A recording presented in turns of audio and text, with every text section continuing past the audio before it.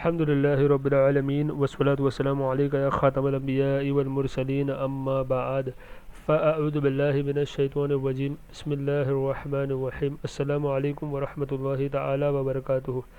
آج ہمارا درس بحار شریعت لیسن نمبر 11 پیجز 252 سے 278 تک انشاءاللہ تبارک و تعالی سننے سمجھنے کی سعادت حاصل کریں گے۔ اللہ تبارک و تعالی سے دعا ہے کہ اسے پائے تکمیل تک پہنچائے اور ہمیں کہنے سننے سے زیادہ عمل کی توفیق عطا فرمائے، آمین۔ آغاز کرتے ہیں بسم اللہ الرحمن الرحیم۔ صحابہ کرام رضوان اللہ علیہ مجمعین کے حوالے سے عقائد ہم بیان کر رہے تھے، اسی میں چند عقائد ہم نے دیکھ لیے، تب آگے کنٹینویشن میں عقیدہ نمبر 6 تمام صحابہ کرام رضی اللہ تعالی عنہم اہل خیر ہے اور صلاح ہے اور عادل، ان کا جب ذکر کیا جائے تو خیر ہی کے ساتھ ہونا فرض ہے۔ عقیدہ نمبر 7 کسی صحابی کے ساتھ سوء عقیدت یعنی برا عقیدہ رکھنا، سوء عقیدت بد مذہبی اور گمراہی اور استحقاق جہنم ہے کہ وہ حضور اقدس صلی اللہ تعالی علیہ وآلہ وسلم کے ساتھ بغض ہے۔ ایسا شخص رافضی ہے، اگرچہ چاروں خلفاء کو مانے اور اپنے آپ کو سنی کہے، مثلا حضرت امیر معاویہ اور ان کے والد ماجد حضرت ابو سفیان اور والدہ ماجدہ حضرت ہند، اسی طرح حضرت سیدنا عمرو بن عاص اور حضرت مغیرہ بن شعبہ اور حضرت ابو موسیٰ اشعری رضی اللہ تعالی عنہم، حتیٰ کہ حضرت وحشی رضی اللہ تعالی عنہ جنہوں نے قبل اسلام حضرت سیدنا سید الشہداء سیدی امیر حمزہ رضی اللہ تعالی عنہ کو شہید کیا، اور بعد اسلام اخبث الناس یعنی لوگوں میں سب سے خبیث، اخبث الناس خبیث مسیلمہ کذاب ملعون کو، یہ ایک شخص تھا جس نے نبوت کا دعویٰ کیا تھا، اس کذاب ملعون کو واصل جہنم کیا۔ وہ خود یعنی حضرت وحشی خود فرمایا کرتے تھے کہ میں نے خیر الناس یعنی لوگوں میں سب سے اچھے کو، خیر الناس اور شر الناس، شر الناس یعنی فتنے والے، لوگوں میں فتنے والے کو، شر والے کو قتل کیا۔ ان میں سے کسی کی شان میں گستاخی تبرہ ہے، تبرہ سے مراد نفرت کا اظہار کرنا، یعنی ان میں سے کسی بھی صحابی کی گستاخی کرنا تبرہ ہے، اور اس کا قائل رافضی، اگرچہ حضرات شیخین رضی اللہ تعالی عنہما یعنی کہ ابو بکر صدیق اور عمر فاروق رضی اللہ تعالی عنہم کی توہین کی مثل نہیں ہو سکتی کہ ان کی توہین، بلکہ ان کی خلافت سے انکار ہی فقہائے کرام کے نزدیک کفر ہے۔ اس مسئلے سے اندازہ لگایا جا سکتا ہے کہ صحابہ کرام کی توہین کتنا بڑا مسئلہ ہے، اور آج کل سنیوں میں ایک یہ فرقہ بہت زیادہ جوش مار رہا ہے، یہ تفضیلی لوگ ہوتے ہیں، یہ اہل بیت کو صحابہ پر فضیلت دینے کی کوشش کرتے ہیں، یہ پہلے ہوتے تفضیلی ہے پھر دھیرے دھیرے شیعہ بن جاتے ہیں، تو اللہ تعالی ہمیں ان کے شر سے فتنوں سے محفوظ فرمائے، اور یہ عقیدے سیکھ کر کے ہم جو ہے انشاءاللہ اپنے بھائی دوست احباب جو ہے ان تک بھی اس کو پہنچائے تاکہ وہ ان چیزوں سے اور اس فتنے سے بچے رہے۔ عقیدہ نمبر 8 کوئی ولی کتنے ہی بڑے مرتبے کا ہو، کسی صحابی کے رتبے کو نہیں پہنچتا، سبحان اللہ۔ مسئلہ نمبر 5 صحابہ کرام رضی اللہ تعالی عنہم کے باہم یعنی بیچ میں، ان کے درمیان میں باہم جو واقعات ہوئے ان میں پڑھنا حرام سخت حرام ہے۔ مسلمانوں کو تو یہ دیکھنا چاہیے کہ وہ سب حضرات آقائے دو عالم صلی اللہ تعالی علیہ وآلہ وسلم کے جان نثار اور سچے غلام ہیں، سبحان اللہ۔ یعنی ہماری تھوڑی اتنی اوقات ہے کہ ان کے درمیان میں کیا ہوا کیا نہیں ہوا اس کے اوپر بیٹھ کر کے گفتگو کریں گے اور بتائیں گے کون صحیح کون غلط۔ عقیدہ نمبر 9 تمام صحابہ کرام اعلیٰ اور ادنا، اور ان میں ادنا کوئی نہیں، سب جنتی ہیں، وہ جہنم کی بھنک نہ سنیں گے اور ہمیشہ اپنی من مانی مرادوں میں رہیں گے۔ محشر کی وہ بڑی گھبراہٹ انہیں غمگین نہ کرے گی، فرشتے ان کا استقبال کریں گے کہ یہ ہے وہ دن جس کا تم سے وعدہ تھا۔ یہ سب مضمون قرآن عظیم کا ارشاد ہے۔ جب آپ بحار شریعت کھول کر کے پڑھیں گے نا تو نیچے حاشیے میں سارے حوالے دیے کہ کہاں سے یہ عقائد ثابت ہے اور کس طریقے سے پروف کیا گیا، ساری چیزیں آپ کو ملے گی۔ یہاں پر ہم صرف مسئلے دیکھ رہے ہیں، لیکن جس کو انٹرسٹ ہو وہ حوالے بھی حاشیے میں دیکھ سکتا ہے۔ عقیدہ نمبر 10 صحابہ کرام رضی اللہ تعالی عنہم انبیاء نہ تھے، فرشتے نہ تھے کہ معصوم ہو، ان میں بعض کے لیے لغزش ہوئی مگر ان کی کسی بات پر گرفت اللہ تبارک و تعالیٰ اور رسول صلی اللہ تعالیٰ علیہ وآلہ وسلم کے خلاف ہے۔ اللہ تبارک و تعالیٰ نے سورہ حدید میں جہاں صحابہ کی دو قسمیں فرمائی، مومنین قبل فتح مکہ اور بعد فتح مکہ، اور ان کو ان پر تفضیل دی یعنی فضیلت دی اور فرما دیا، سب سے اللہ تبارک و تعالیٰ نے بھلائی کا وعدہ فرما لیا، سبحان اللہ۔ ساتھ ہی ارشاد فرما دیا، اللہ تبارک و تعالیٰ خوب جانتا ہے جو کچھ تم کرو گے۔ تو جب اس نے ان کے تمام اعمال جان کر حکم فرما دیا کہ ان سب سے ہم جنت بے عذاب اور کرامت و ثواب کا وعدہ فرما چکے، تو دوسرے کو کیا حق رہا کہ ان کی کسی بات پر تعان کرے؟ کیا تعان کرنے والا اللہ تبارک و تعالیٰ سے جدا اپنی مستقل حکومت قائم کرنا چاہتا ہے؟ عقیدہ نمبر 11، امیر معاویہ رضی اللہ تعالی عنہ مجتہد تھے، یعنی اجتہاد سے مسئلے سولو کرنے کی ان میں ایبلٹی تھی، ان میں طاقت تھی، ان کے پاس اجازت تھی، مجتہد تھے۔ ان کا مجتہد ہونا حضرت سیدنا عبداللہ بن عباس رضی اللہ تعالی عنہما نے حدیث صحیح بخاری میں بیان فرمایا ہے۔ مجتہد سے ثواب اور خطا دونوں صادر ہوتے ہیں۔ انسان ہے نا، تو انسان سے غلطی ہو سکتی ہے، تو خطا اور جو صحیح دونوں چیز ان سے واقع ہو سکتی ہے مجتہد سے۔ خطا دو قسم ہے، خطا عنادی، یہ مجتہد کی شان نہیں، اور خطا اجتہادی، یہ مجتہد سے ہوتی ہے اور اس میں اس پر عند اللہ یعنی اللہ تعالیٰ کے نزدیک اصلاً مواخذہ نہیں، یعنی اس پہ کوئی گرفت نہیں ہوگی۔ مگر احکام دنیا میں وہ دو قسم ہے، خطا مقرر کہ اس کے صاحب پر انکار نہ ہوگا، یہ وہ خطا اجتہادی ہے جس سے دین میں کوئی فتنہ نہ پیدا ہوتا ہو، جیسے ہمارے نزدیک مقتدی کا امام کے پیچھے سورہ فاتحہ پڑھنا۔ دوسری خطا منکر، یہ وہ خطا اجتہادی ہے جس کے صاحب پر انکار کیا جائے گا کہ اس کی خطا باعث فتنہ ہے۔ حضرت امیر معاویہ رضی اللہ تعالی عنہ کا حضرت سیدنا امیر المومنین علی المرتضیٰ کرم اللہ تعالی وجہہ الکریم سے خلاف اس قسم کی خطا کا تھا، اور فیصلہ وہ جو خود رسول اللہ صلی اللہ تعالی علیہ وآلہ وسلم نے فرمایا کہ مولا علی کی ڈگری اور امیر معاویہ کی مغفرت رضی اللہ تعالی عنہم اجمعین۔ مولا علی کی ڈگری سے مراد ان کے تائید اور سند حق کہ نبی پاک نے فرمایا صلی اللہ علیہ وسلم کہ جس طرف مولا علی ہے اسی طرف حق ہے، یعنی مولا علی کی ڈگری اس سے مراد ہے۔ مسئلہ نمبر 6، یہ جو بعض جاہل کہا کرتے ہیں کہ جب حضرت مولا علی کرم اللہ تعالی وجہہ الکریم کے ساتھ امیر معاویہ رضی اللہ تعالی عنہ کا نام لیا جائے تو رضی اللہ تعالی عنہ نہ کہا جائے، محض باطل اور بے اصل ہے۔ علماء کرام نے صحابہ کے اسماء طیبہ کے ساتھ مطلقاً رضی اللہ تعالی عنہ کہنے کا حکم دیا ہے، یہ استثناء شریعت گڑنا ہے، یہ استثناء نئی شریعت گڑنا ہے۔ یعنی ان شارٹ ہمیں یہی ہے کہ ہمارا نعرہ وہی ہے جو امیر اہل سنت کا نعرہ ہے، ہر صحابی نبی جنتی جنتی۔ عقیدہ نمبر 12، منہاج نبوت پر خلافت حقہ راشدہ 30 سال رہی کہ سیدنا امام حسن مجتبی رضی اللہ تعالی عنہ کے 6 مہینے پر ختم ہو گئی۔ پھر امیر المومنین عمر بن عبدالعزیز رضی اللہ تعالی عنہ کی خلافت راشدہ ہوئی، اور آخری زمانے میں حضرت سیدنا امام مہدی رضی اللہ تعالی عنہ ہوں گے۔ یہ ایک بات یہاں پر میں بس ضمن عرض کرتا چلوں کہ یہ مہندی نہیں ہوتا ہے، امام مہدی ہوتا ہے، امام مہدی۔ امیر معاویہ رضی اللہ تعالی عنہ اول ملک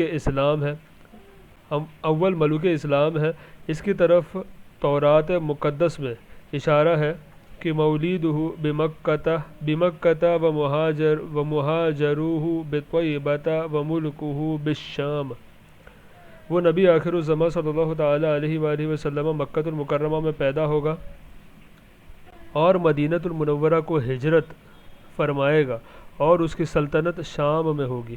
تو امیر معاویہ کی بادشاہی اگرچہ سلطنت ہے مگر کس کی؟ محمد رسول اللہ صلی اللہ تعالی علیہ وآلہ وسلم کی۔ کی سلطنت ہے۔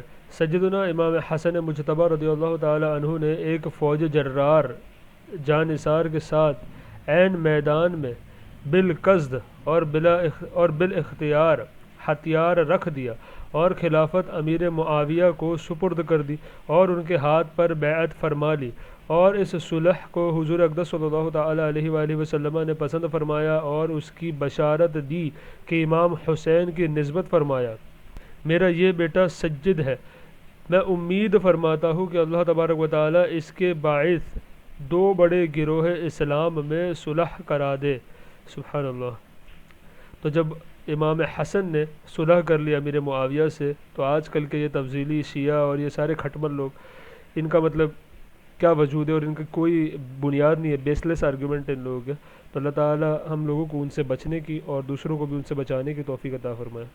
تو امیر معاویہ رضی اللہ تعالی عنہ پر معاذ اللہ فسق اور وغیرہ وغیرہ کے طعن کرنے والا حقیقتاً حضرت امام حسن مجتبی بلکہ حضور سید عالم صلی اللہ تعالی علیہ وآلہ وسلم برکر حضرت عزت جل وعلا پر طعن کرتا ہے۔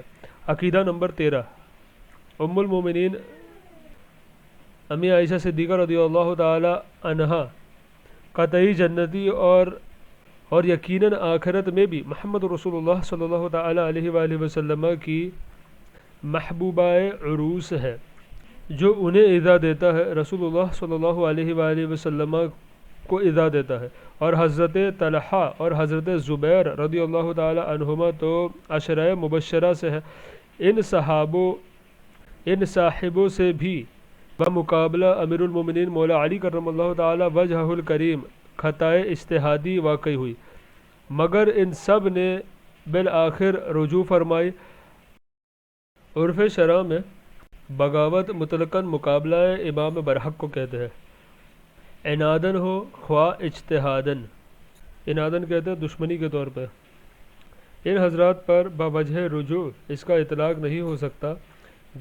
گروہ امیر معاویہ رضی اللہ تعالی عنہ پر حسب اصطلاح شرع اطلاق فیہ باغیہ آیا ہے، مگر اب کہ باغی بمعنی مفسد اور معاند اس سرکش ہو گیا ہے اور دشنام یعنی گالی سمجھا جاتا ہے، اب کسی صحابی پر اس کا اطلاق جائز نہیں۔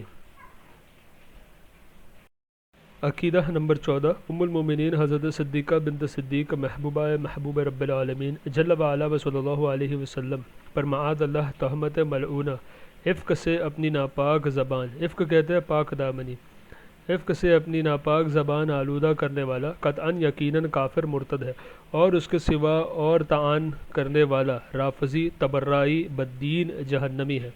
عقیدہ نمبر 15، حضرات حسنین رضی اللہ تعالی عنہما یقیناً اعلیٰ درجے شہدائے کرام سے ہے، ان میں کسی کی شہادت کا منکر گمراہ بددین خاسر ہے، خاسر یعنی خسارے والا۔ عقیدہ نمبر 16، یزید پلید فاسق فاجر مرتکب کبائر تھا معاذ اللہ اس سے، اور ریحانۃ الرسول صلی اللہ علیہ وآلہ وسلم، ریحانۃ الرسول کا مطلب ہوتا ہے رسول اللہ کے پھول، ریحانۃ الرسول صلی اللہ علیہ وآلہ وسلم سیدنا امام حسین رضی اللہ تعالی عنہ سے کیا نسبت؟ آج کل جو بعض گمراہ کہتے ہیں کہ ہمیں ان کے معاملے میں کیا دخل، ہمارے وہ بھی شہزادے وہ بھی شہزادے، معاذ اللہ۔ ایسا بکنے والا مردود خارجی ناصبی مستحق جہنم ہے، یعنی یہ لوگ کہہ رہے کہ وہ بھی امام حسین بھی ہمارے شہزادے اور یزید پلید مردود ملعون جو ہے وہ بھی ہمارا شہزادہ، تو یہ کس طرح کے خبیث لوگ ہوں گے یہ آپ اندازہ لگائیں۔ ایسا بکنے والا مردود خارجی ناصبی مستحق جہنم ہے۔ ہاں، یزید کو کافر کہنے اور اس پر لعنت کرنے میں علماء اہل سنت کے 3 قول ہے، اور ہمارے امام اعظم رضی اللہ تعالی عنہ کا مسلک سکوت، یعنی ہم اسے فاسق فاجر کہنے کے سوا نہ کافر کہے نہ مسلمان، یعنی ہم یہاں پہ شانتی رکھیں گے، اپنے آپ کے ہمارے گھوڑے جو ہے اس پر لگام لگائے رکھیں گے، اللہ تعالیٰ اور اس کے رسول پر اس کا فیصلہ چھوڑ دیں گے، بس اتنا ہم کہیں گے کہ وہ فاسق ہے، فاجر ہے، مرتکب کبیرہ ہے، وہ یہ ساری چیزیں، ٹھیک ہے۔ عقیدہ نمبر 17، اہل بیت کرام رضی اللہ تعالی عنہم مقتدیان اہل سنت ہے، یعنی یہ اہل سنت کے ماننے والے ہیں۔ جو ان سے محبت نہ رکھے مردود اور ملعون خارجی ہے، یعنی اہل بیت سے محبت نہیں ہوگی تو وہ مردود ہے، خارجی ہے۔ عقیدہ نمبر 18، ام المومنین خدیجۃ الکبریٰ رضی اللہ تعالی عنہا اور ام المومنین عائشہ صدیقہ اور حضرت سجدہ یعنی فاطمۃ الزہرا رضی اللہ تعالی عنہن قطعی جنتی ہے، اور انہیں اور بقیہ بنات مکرمات اور ازواج مطہرات رضی اللہ تعالی عنہن کو تمام صحابیات پر فضیلت ہے، یعنی جتنے بھی اہل بیت کے ہیں جو اولاد ہے اور جو ازواج ہے، ان کو تمام صحابیات پر، تمام فیمیل صحابہ پر جو ہے فضیلت ہے۔ عقیدہ نمبر 19، ان کی طہارت کی گواہی قرآن عظیم نے دی، یعنی اہل بیت کی طہارت، ان کی پاک دامنی کی گواہی قرآن عظیم نے دی۔ امامت کا بیان ہمارا مکمل ہوا، اب ولایت کا بیان۔ ولایت ایک قرب خاص ہے کہ مولا جل وعلا اپنے برگزیدہ بندوں کو محض اپنے فضل اور کرم سے عطا فرماتا ہے۔ مسئلہ نمبر 1، ولایت وہبی شے ہے، نہ یہ کہ اعمال شاقہ سے آدمی خود حاصل کر لے۔ اس کا مطلب یہ ہے ولایت اللہ تبارک و تعالیٰ کی طرف سے عطا کردہ انعام ہے، یہ نہیں کہ انسان اپنی سخت مشکل والے اعمال کرے، دن رات عبادت کرتا رہے اور وہ سمجھے کہ وہ ولی بن جائے گا، ایسا نہیں، اپنے عمل سے نہیں بنا جائے گا، اللہ تعالیٰ جسے عطا کرے وہ بنتا ہے، سے آدمی خود حاصل کر لے، نہ یہ کہ اعمال شاقہ سے آدمی خود حاصل کر لے۔ البتہ غالباً اعمال حسنہ اس عطیہ الہی کے لیے ذریعہ ہوتے ہیں اور بعضوں کو ابتداءً مل جاتی ہے۔ فتاوی رضویہ میں ہے کہ ولایت کسبی نہیں، محض عطائی ہے، ہاں کوشش اور مجاہدہ کرنے والوں کو اپنی راہ دکھاتے ہیں۔ مسئلہ نمبر 2، ولایت بے علم کو نہیں ملتی، یعنی جاہل انسان کو، غیر عالم کو ولایت نہیں ملتی، خواہ علم بطور ظاہر حاصل کیا ہو یا اس مرتبے پر پہنچنے سے پیشتر اللہ تبارک و تعالیٰ نے اس پر علوم منکشف کر دیے ہو۔ اس کے بارے میں ڈیٹیل ہم لوگ جو ہے احیاء العلوم کے اندر دیکھ رہے ہیں، اگر آپ لوگوں نے ابھی تک نہیں سنا تو اس پلے لسٹ میں جا کر کے احیاء العلوم کا درس بھی آپ لوگ سن سکتے ہیں، اس میں مزید اس ٹاپک کے اوپر ہی اسپیشل اسی ٹاپک کے اوپر کلام کیا گیا ہے۔ عقیدہ نمبر 1، تمام اولیاء اولین اور آخرین یعنی پہلے اور آخر کے، تمام اولیاء اولین اور آخرین سے اولیاء محمدین یعنی اس امت کے اولیاء افضل ہے۔ سبحان اللہ، یعنی دیگر امت جو تھی ہمارے سے پہلے اس میں بھی اولیاء تھے نا، لیکن ان تمام اولیاء میں سب سے افضل جو ہے سٹارٹ سے لے کر کے اینڈ تک اس امت کے اولیاء ہے۔ سبحان اللہ، اور یہ فضیلت کن کے وجہ سے؟ ہمارے اور آپ کے آقا صلی اللہ علیہ وسلم کی وجہ سے۔ اور تمام اولیاء محمدین میں سب سے زیادہ معرفت اور قرب الہی میں خلفائے اربعہ رضی اللہ تعالی عنہم ہے، یعنی 4 خلیفہ، 4 یار رضی اللہ عنہم ہے، اور ان میں ترتیب وہی ترتیب افضلیت ہے، یعنی ترتیب جو ہے سیکوینس جو ہے خلافت کا، ابو بکر صدیق، عمر فاروق، عثمان غنی، مولا کائنات رضی اللہ تعالی عنہم اجمعین، یہی ترتیب افضلیت کی بھی، ابو بکر صدیق افضل ہے، ان کے بعد عمر فاروق، ان کے بعد عثمان غنی، ان کے بعد مولا کائنات مولا علی رضوان اللہ علیہم اجمعین۔ سب سے زیادہ اور معرفت قرب صدیق اکبر کو ہے، پھر فاروق اعظم، پھر ذو النورین یعنی عثمان غنی، پھر مولا مرتضیٰ کو رضی اللہ تعالی عنہم اجمعین، مولا مرتضیٰ کو رضی اللہ تعالی عنہم اجمعین۔ ہاں، مرتبہ تکمیل پر حضور اقدس صلی اللہ تعالی علیہ وآلہ وسلم نے جانب کمالات نبوت حضرات شیخین کو قائم فرمایا، اور جانب کمالات ولایت حضرت مولا مشکل کشا کو۔ جملہ اولیاء ما بعد نے مولا علی ہی کے گھر سے نعمت پائی، اور انہی کے دست نگر تھے، اور ہے اور رہیں گے۔ سبحان اللہ، دست نگر مطلب محتاج اور حاجت مند، یعنی تمام اولیاء جو ہے مولا علی، تو جملہ اولیاء ما بعد نے مولا علی ہی کے گھر سے نعمت پائی اور انہی کے دست نگر تھے، یعنی حاجت مند اور محتاج تھے، اور ہے اور رہیں گے۔ سبحان اللہ۔ عقیدہ نمبر 2، طریقت منافی شریعت نہیں، یعنی شریعت کے خلاف نہیں، وہ شریعت ہی کا باطنی حصہ ہے۔ بعض جاہل متصوف یعنی صوفی جھوٹے سوڈو صوفیز بولتے ہیں ہم لوگ اس کو، سوڈو صوفیز یا جاہل صوفیز جو ہوتا ہے نا، جو یہ کہہ دیا کرتے ہیں کہ طریقت اور ہے شریعت اور ہے، یعنی دونوں الگ الگ ہے، محض گمراہی ہے، اور اس زعم باطل کے باعث اپنے آپ کو شریعت سے آزاد سمجھنا صریح کفر اور الحاد ہے۔ اللہ اکبر۔ یعنی طریقت جو ہے یہ شریعت ہی کا حصہ ہے، شریعت پہ چلیں گے تب طریقت حاصل ہوگی، طریقت پہ جب انسان مکمل ہوگا تو معرفت کے راستے اس کے لیے کھلیں گے۔ تو اس طریقے سے سارے مسئلہ ہے۔ مسئلہ نمبر 3، احکام شرعیہ کی پابندی سے کوئی ولی کیسا ہی عظیم ہو سبک دوش، یعنی اس سے آزاد سبک دوش نہیں ہو سکتا۔ بعض جہال جو یہ بک دیتے ہیں کہ شریعت راستہ ہے، راستے کی حاجت ان کو ہے جو مقصود تک نہ پہنچے ہو، یعنی راستہ اس کو چاہیے ہوتا ہے نا جس کو اپنے ڈیسٹینیشن پہ پہنچنا ہوتا ہے۔ اب یہ لوگ یہ کہتے ہیں کہ ہم ڈیسٹینیشن پہ آلریڈی پہنچ چکے تو راستے کی کیا ضرورت، یہ ایسے پہنچے ہوئے لوگ ہیں تو ان سے دور رہنا ضروری ہے۔ سید الطائف حضرت جنید بغدادی رحمۃ اللہ تعالی علیہ نے انہیں فرمایا، وہ سچ کہتے ہیں، بے شک پہنچ گئے ہیں، مگر کہاں؟ جہنم کو۔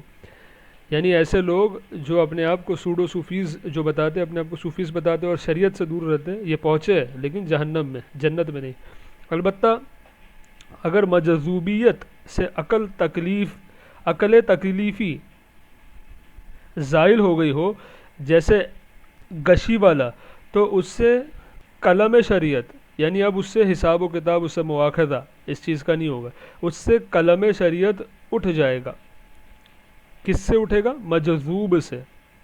اور مجذوب کسے کہتے ہیں؟ جو اللہ تعالیٰ کی محبت میں غرق ہو جائے، اسے مجذوب کہتے ہیں، یعنی کچھ ہوش نہیں رہتا پھر انہیں۔ مگر یہ بھی سمجھ لو جو اس قسم کا ہوگا اس کی ایسی باتیں کبھی نہ ہوگی، شریعت کا مقابلہ کبھی نہ کرے گا، یعنی جو حقیقت میں مجذوب ہوگا وہ شریعت کا مقابلہ نہیں کرے گا۔ مسئلہ نمبر 4، اولیاء کرام کو اللہ تبارک و تعالی نے بہت بڑی طاقت دی ہے، ان میں جو اصحاب خدمت ہے ان کو تصرف کا اختیار دیا جاتا ہے، سیاہ سفید کے مختار بنا دیے جاتے ہیں۔ یہ حضرات نبی صلی اللہ علیہ وآلہ وسلم کے سچے نائب ہیں، ان کو اختیارات اور تصرفات حضور صلی اللہ تعالی علیہ وآلہ وسلم کی نیابت میں ملتی ہے۔ سبحان اللہ۔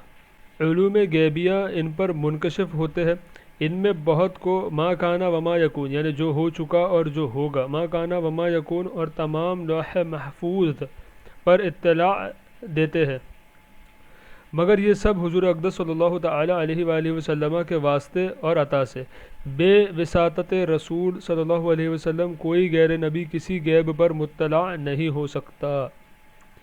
اسی کو اعلیٰ حضرت نے فرمایا، بخدا خدا کا یہی ہے در، نہیں اور کوئی مفر مکر، جو وہاں سے ہو وہ یہیں آ کے ہو، جو یہاں نہیں وہ وہاں نہیں۔ عقیدہ نمبر 3، کرامت اولیاء حق ہے، اس کا منکر گمراہ ہے۔ مسئلہ نمبر 5، مردہ زندہ کرنا، مادرزاد اندھے اور کوڑی کو شفا دینا، مشرق سے مغرب تک ساری زمین ایک قدم میں طے کر جانا، غرض تمام خواری کے عادات، یعنی عادت کے خلاف کام، خواری کے عادات اولیاء سے ممکن ہے، سوا اس معجزے کے جس کی بابت دوسروں کے لیے ممانعت ثابت ہو چکی ہے، جیسے قرآن مجید کے مثل کوئی صورت لے آنا، یعنی جو چیز باقیوں کے لیے امپاسبل ہو گئی ہے نا، اس کو چھوڑ کر کے باقی کرامت وہ ان سے ظاہر ہو سکتی ہے۔ یا دنیا میں بیداری میں، یعنی جاگتی حالت میں اللہ تبارک و تعالیٰ کے دیدار کرنا، یا کلام حقیقی سے مشرف ہونا، اس کا جو اپنا یا کسی ولی کو، یا اپنے آپ کو یا کسی ولی کو اس کا دعویٰ کرے، ایسا شخص کافر ہے۔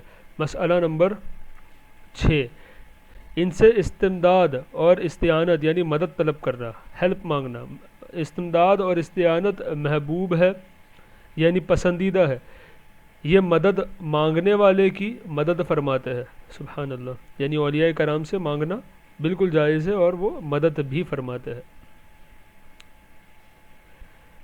چاہے وہ کسی جائز لفظ کے ساتھ ہو، کسی بھی طریقے سے۔ آپ انگلش میں پکارے، اردو میں پکارے، عربی میں، ہندی میں، جس بھاشا میں آپ کو آتا ہو، ہر جائز الفاظ کے ساتھ ان کو پکارا جا سکتا ہے۔ رہا ان کو فاعل مستقل جاننا، یہ وہابیہ کا فریب ہے، یعنی ہم یہ نہیں کہتے کہ حقیقت میں وہ عطا کر رہے ہیں، ہم یہ کہتے ہیں کہ اللہ تعالیٰ ان کو عطا کرتا ہے اور اللہ کی عطا سے وہ ہمیں عطا کرتا ہے۔ ہم یہ نہیں کرتے کہ فاعل حقیقی وہ ہے، فاعل حقیقی اللہ تبارک و تعالیٰ، اصل اللہ تعالیٰ نے انہیں دیا اور وہ ہمیں اپنے خزانے سے بانٹ رہے ہیں، یہ چیز ہم مانتے ہیں۔ تو جو یہ کہتے ہیں نا کہ سنی لوگ اولیاء سے مانگتے ہیں، ان کو فاعل حقیقی فاعل مستقل جانتے ہیں، تو یہ وہابیہ اور یہ سارے جھوٹے مکاروں کا یہ فریب ہے، اصل میں ایسا نہیں ہے۔ ہمارا عقیدہ یہ ہے کہ اللہ تعالیٰ فاعل حقیقی ہے، اللہ تعالیٰ نے ان کو دیا، وہ ہمیں دے رہے، اللہ کی عطا سے ہمیں دے رہے۔ مسلمان کبھی ایسا خیال نہیں کرتا، مسلمان کے فعل کو یعنی مسلمان کے اس ایکشن کو، اس فعل کو خواہ کبھی صورت پر ڈھال دینا وہابیت کا خاصہ ہے، ان کی اسپیشلٹی ہے، ہر چیز پہ انگلی اٹھانا۔ مسئلہ نمبر 7، ان کے مزارات پر حاضری مسلمان کے لیے سعادت اور باعث برکت ہے۔ مسئلہ نمبر 8، ان کو دور اور نزدیک سے پکارنا سلف الصالحین کا طریقہ ہے، یعنی اچھے ہمارے بزرگوں کا طریقہ ہے۔ مسئلہ نمبر 9، اولیاء کرام اپنی قبروں میں حیات ابدی کے ساتھ زندہ ہے، ان کے علم اور ادراک اور وسع اور سمع اور بصر پہلے کی بنسبت بہت زیادہ قوی ہے۔